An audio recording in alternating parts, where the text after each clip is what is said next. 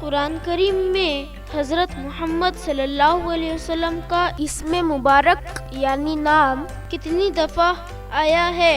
किसी एक मुकाम का जिक्र करें।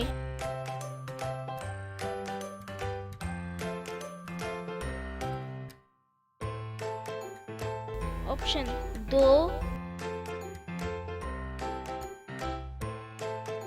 3, 4, 6।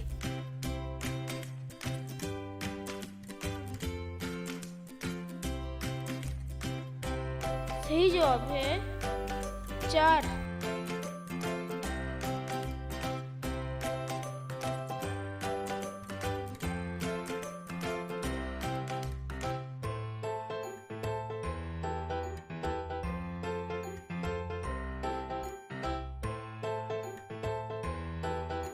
मुहम्मदुर रसूलुल्लाहि वल्लज़ीना मअह अशिद्दाउ अलल कुफ़्फ़ारि रुहमाउ बैनहुम।